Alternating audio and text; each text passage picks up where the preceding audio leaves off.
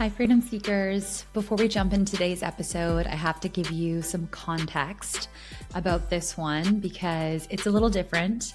I actually recorded this episode just over a year ago.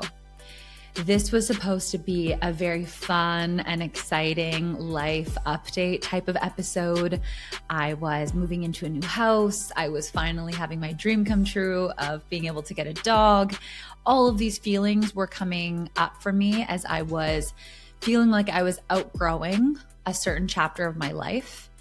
And it was the last episode I ever recorded in my previous home office. I'm sure you've seen it on social media. It's been in hundreds of my videos with the jungly wallpaper. And at the time of the recording, the movers were scheduled for the next morning. And so this was like the final thing I was recording in that old space. And less than 24 hours after I recorded this episode, while the movers were literally in our home, helping us get ready to go to our new home, our cat Bagheera fell from the balcony and died.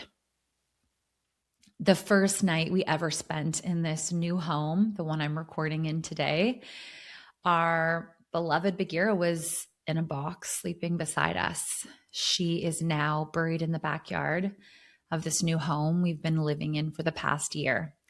And I can't sugarcoat it. It's definitely been the most horrifying thing that I have ever had to experience and ever had to navigate. And for a long time after that, I honestly felt like it was my fault. Like I was getting greedy for wanting more and wanting too much, too fast, getting a new house, a bigger house, having a second pet, adding a dog.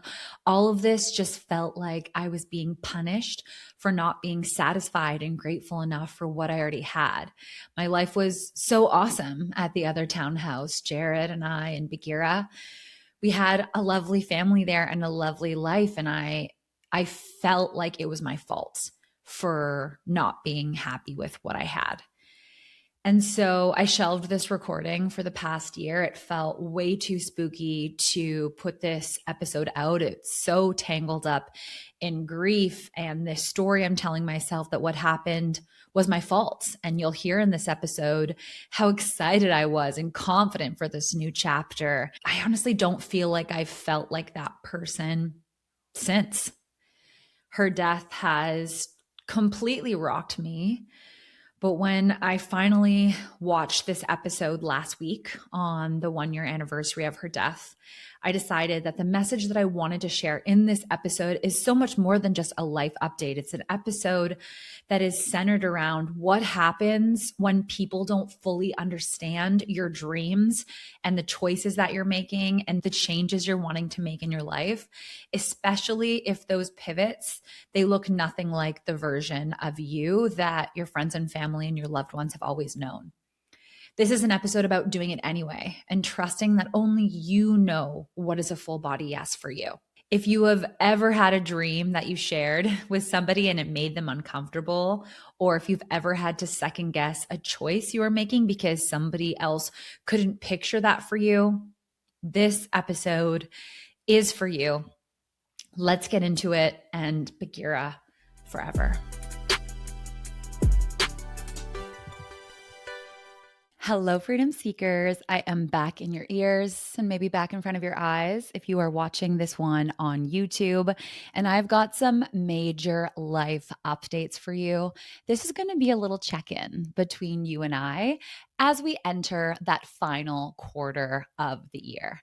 I'm guessing, like me, you have been making moves towards your dreams. You want to end the year strong. I'm so here for it. I have been making moves quite literally. We actually just bought a house and I've spent the last week slowly moving into the new place. It's very exciting. There is so much I could share with you about the process of even just searching for the house and knowing that this one was the one. All of the craziness of the shifting housing market. Damn, I learned a ton there. But what I think is maybe the most interesting and the most helpful for you, Freedom Seekers, is how people have responded to my news. So some of the shifts I've made over the last couple months have caused people in my life and in my audience to, let's just say, be surprised. In their eyes, the choices that Jared and I have been making, like getting a house, that comes with a lot more responsibility than they would think that we would want to take on, or maybe than they think that we're capable of, right? A lot more financial responsibility, a lot more pressures, maintenance wise for the house. We are also now on track to get a dog, a dream that we've had for a long time. And we have been exploring the idea of adopting children again after being on a very long hiatus of pausing that and defaulting that to no. So, all of these next steps for us, they feel super exciting and they feel super aligned to us. But for others, that seems to come off as a shock. And of course, like, I get it, right? These people that we're sharing this information with, they are not there for all of the intimate conversations between my husband, Jared, and I. They're not there in my journal every night when I'm scribbling away my reflections about what I want, where I'm at, what is next.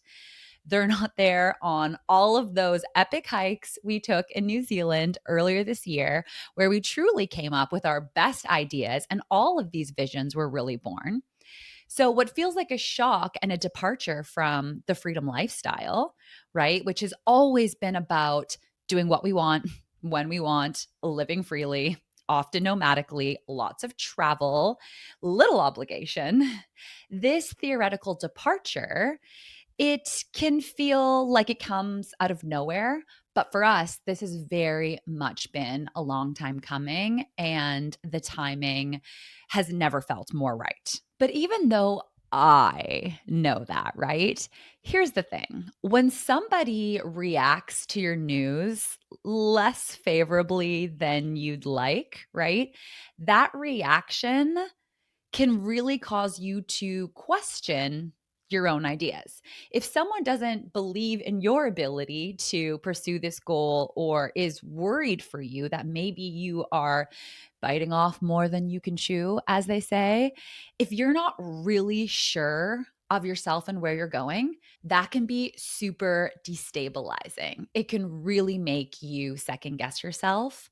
And in these moments where someone is maybe criticizing or questioning or providing feedback on my dreams and my ideas, I always like to check in with myself. Is this a full body yes for me?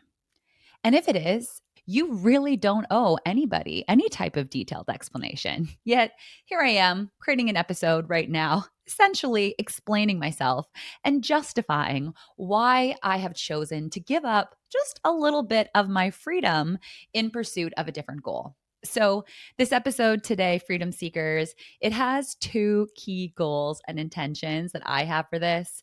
One, I want to share these exciting life updates with you. I've always taken my listeners from this community along the journey with me in my personal life. It has been such a great way for me to capture core memories and reflect on the lessons along the way. I still remember creating the podcast episode about moving to Squamish in 2020 when we bought our very first townhouse. We had completely uprooted ourselves from a busy city in Toronto to the other side of Canada, a small town, Squamish, where we literally knew no one. And it was so cool to hear from you about how that episode actually impacted how you were thinking about where you wanted to live and how you had always had this kind of default mindset that you had to be in a city or that you were a city person. But as remote work has really gone mainstream, and as you see more and more people like me moving to these small communities, being in nature, having that small town vibe, you're like, actually, I realize I kind of want that too. So today's episode is going to share with you some of the bold moves I'm making, some of the comical stories along the way, because every ordeal can be an adventure if you have the right perspective and mindset and attitude. And then, two, I really want this episode to acknowledge the reality of what it is like to share with people you care about, very much so, your dreams, your goals, your plans, and for them to not be fully on board, to not feel like they are totally cheering for you. And when you find yourself encountering those moments, which I would say is pretty much inevitable, my advice for you in staying strong, staying committed to your future, making those bold decisions and moving forward in your life anyway.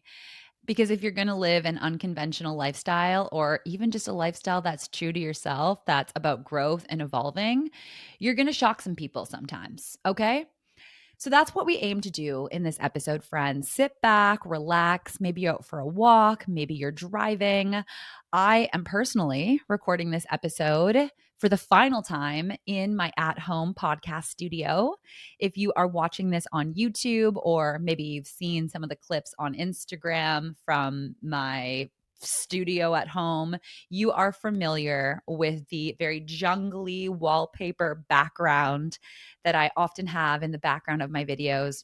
I have loved creating content in this space. It has truly been a dream. Growing up, I believed that making it in your career meant getting your own private office at your company headquarters. Okay, go with me here for a moment. And maybe you had this dream too. Okay, you pictured like really making it was an office where you could close the door. Maybe you have a view of the city, a place where you can put some of your photos on the wall.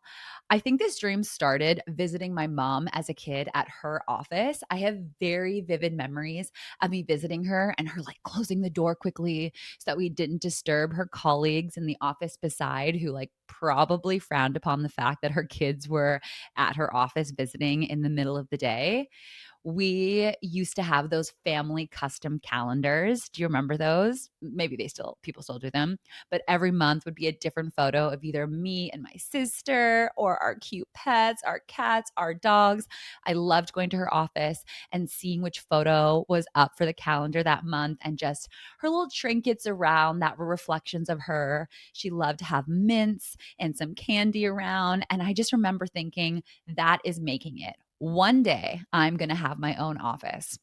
Flash forward to 2020 when we bought our townhouse, and I realized we now have a couple extra bedrooms. I'm no longer in the studio apartment in Toronto, and one of these bedrooms can be my office, and I can design my space. I can actually have that dream, which I thought was going to be at a company headquarters, and actually it's just going to be down the hall from my bedroom. It's so much better than I thought it was going to be.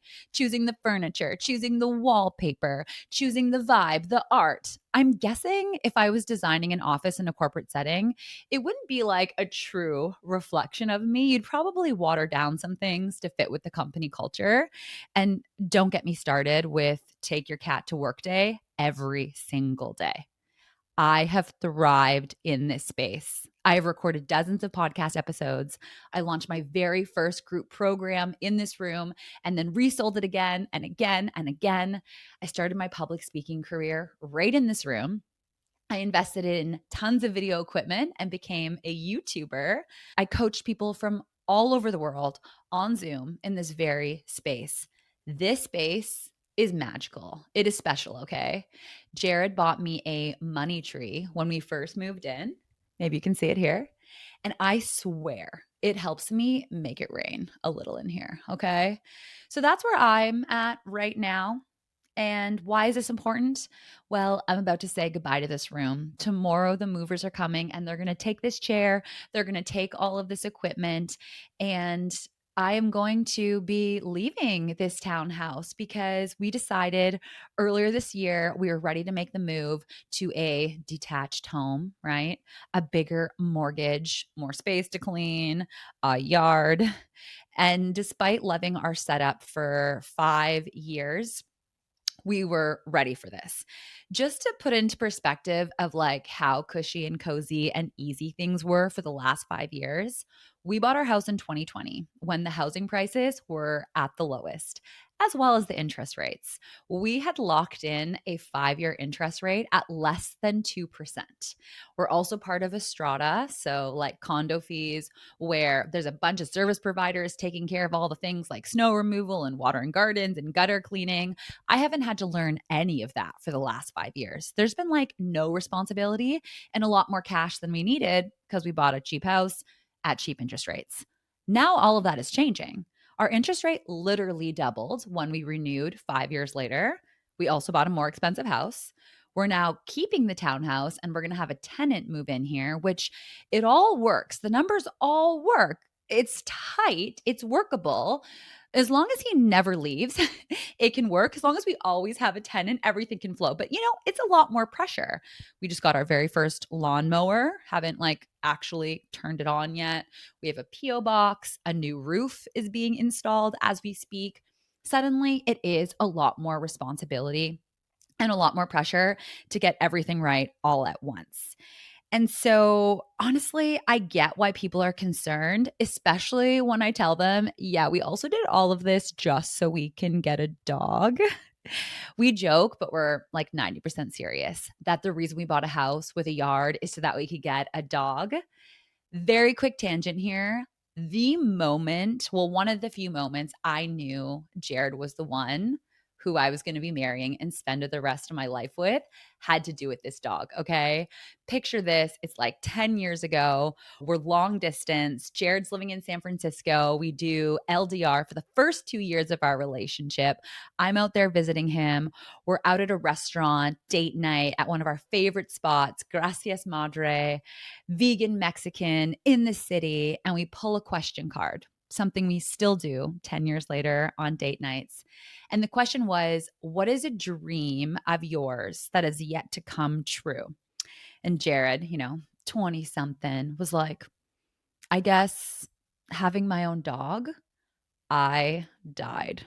I was like, are you kidding me? That is the first thing that comes to your mind? Hell yes. Dead, gone. Rest in peace, me. I have found my person. We are together forever. We're getting married. We are soulmates. Sign the papers.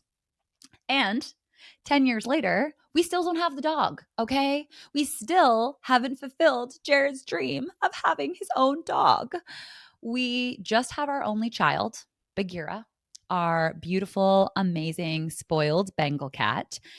And she thrives, to be honest, as an only child. She has expressed zero interest of having a sibling, especially not a dog. So sorry in advance, Bagheera, but you are getting a brother.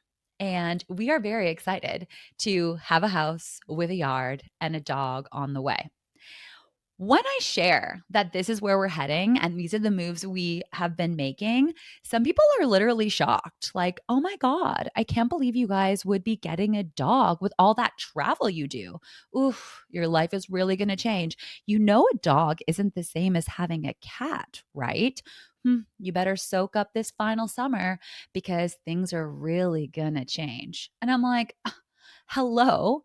Do you realize this is me telling you that I'm finally achieving my lifelong dream that I've had for 35 years of having a dog? Like, it is finally happening. After 35 years of prancing around the world, like doing my own thing, finding myself, I'm now making this happen. Like, this is a celebration.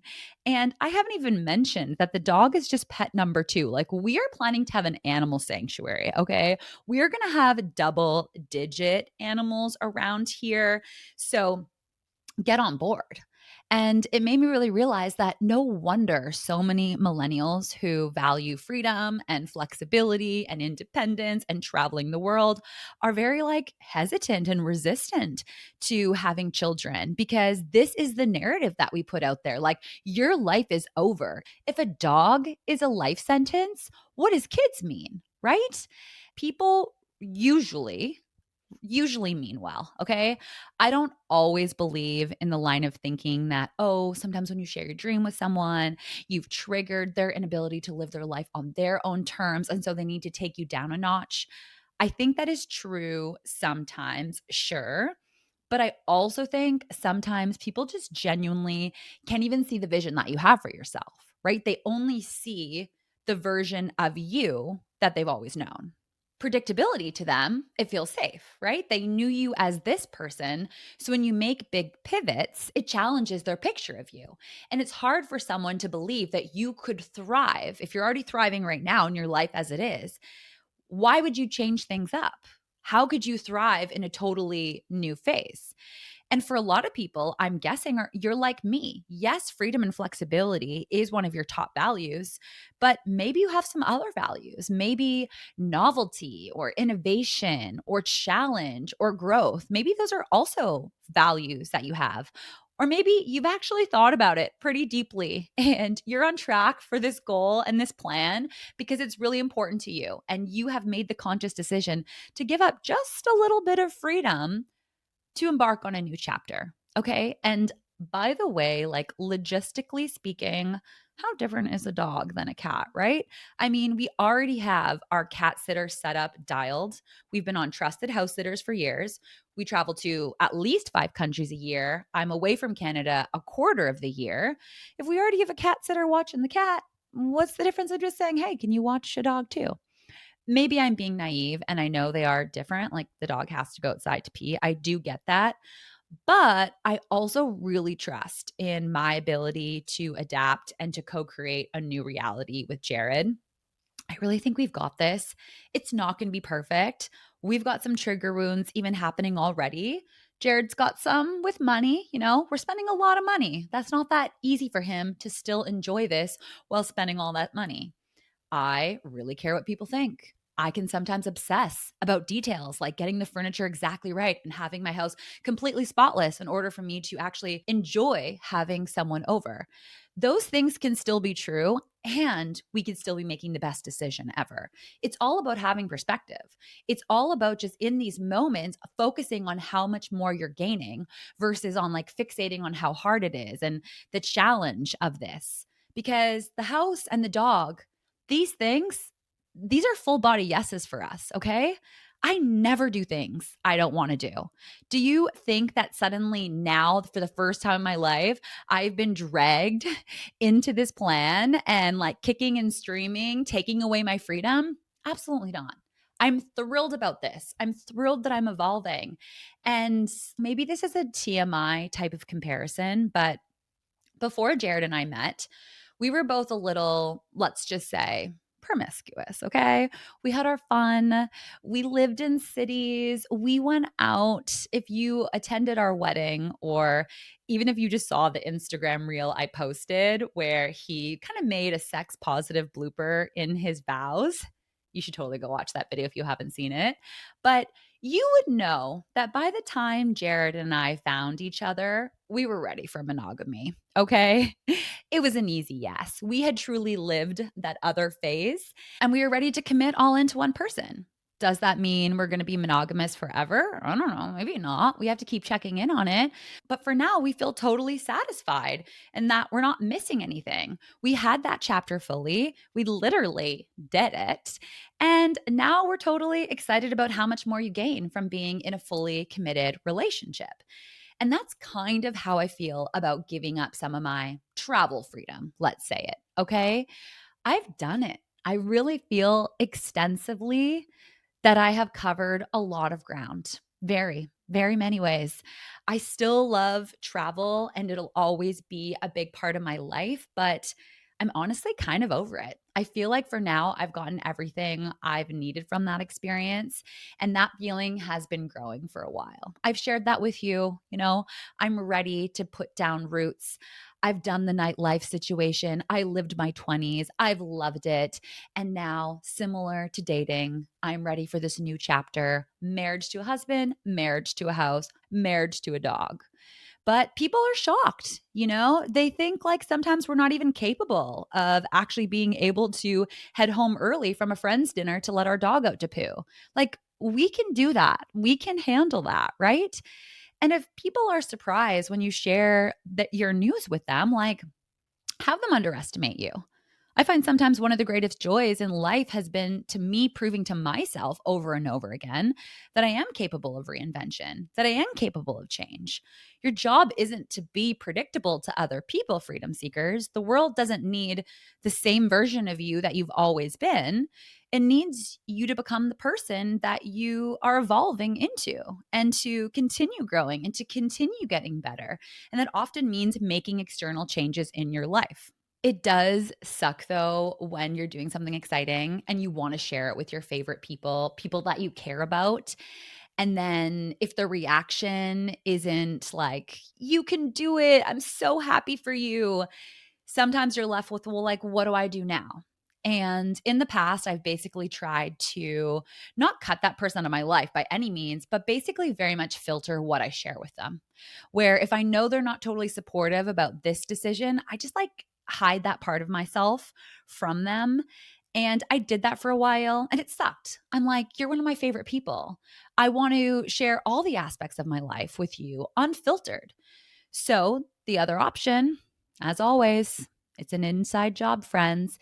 It comes down to us. Like, the alternative is for us to grow our own confidence in our ability to make decisions for our life, to be confident that the goals that we're pursuing are goals that we know we can handle and that we're ready for, and that we don't need to be shaken by other people's reactions. And guess what? Bonus points if you get a little satisfaction from proving people wrong, because what better way to prove someone wrong is to simply live the life that they couldn't imagine for you. When you make bold moves, people will always have something to say. It's sometimes just their love wrapped up in worry. It's sometimes their fear disguised as advice. But if you are always waiting for universal approval, you're going to be waiting a really long time because it never goes away. I feel like I have truly been charting my own path now for like 15 years, doing things that friends and family members said I couldn't, from my very first business to getting my cat. So many people were like, you can't handle getting a cat. Bagheera's 12 and I've kept her alive and we're best friends. Okay. When I wanted to move to Toronto and leave my life in London, Ontario, when I said, I'm going to go to New York City and party with Taylor Swift. And heck yeah, I made that happen. These are all goals and dreams I had that when I was shared with people, they couldn't see it from me. They were more worried that I had unrealistic expectations and I was setting myself up to fail. And even though I've succeeded in all of that, and even though it's been 15 years of me charting my own territory and navigating my own life and really leading myself into all of this, I still have people who can't picture it. I still have people who caution me about dreaming too big or going after too much at once, who just can't picture my future self yet. And so it doesn't go away. I really question the notion that people don't change. Personally, I completely disagree. I think that maybe our core values don't. Like, I'll always value freedom and flexibility, let's say. But I am so not the same person I was when I met Jared, right? Like that girl, single, running around Toronto in that era, she was even different than the woman I was in university in London, Ontario, where I was like all about being a leader and being taken seriously, president of one of the largest clubs at Western. Shout out Fashion and Lifestyle Society, right? That was a whole chapter of my life where I was completely different from my Toronto life, from my life as a wife. And in high school, oh my goodness. People who knew me then, you know, I was materialistic. I was obsessed with brands and fashion. I was boy crazy, literally. I was consumed by the male gaze. I hated sports. I wouldn't even get changed for gym class. I was so nervous for presentations or speaking in front of my classmates. I had extreme anxiety. On presentation days, I would fake sick just so I could get out of it.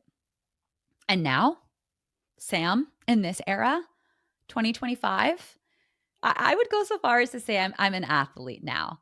I am a professional speaker, okay? I thrive on a mic.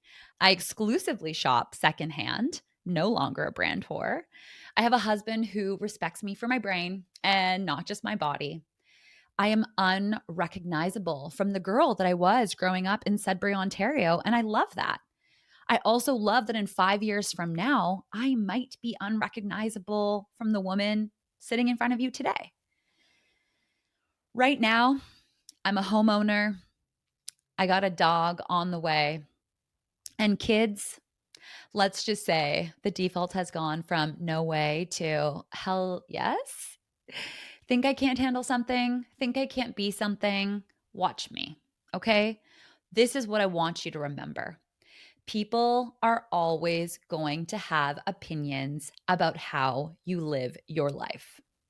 And the bigger and the bolder those moves are, the louder those opinions are going to get. But those opinions, they don't pay your mortgage, they don't walk your dog, they don't tuck you in at night, okay? You do. So if you have a dream and it feels like a full body yes, okay? Even if it looks like a curveball to the outside world, you have to trust yourself enough to do it anyway, to take that leap, to remind yourself you don't need to explain every single pivot. Approval of others is optional. Alignment, that is everything. Okay? So go bold, be brave, and maybe even be a little cheeky about it. Okay, friends, I love you so much. That's what I have planned for today. Join me on Instagram where I'm taking you behind the scenes of all things new home, new dog, and giving up a little bit of freedom in pursuit of something new. I'd love to hear if any of this resonated with you, so my DMs are always open. Until next time, freedom seekers, enjoy your freedom.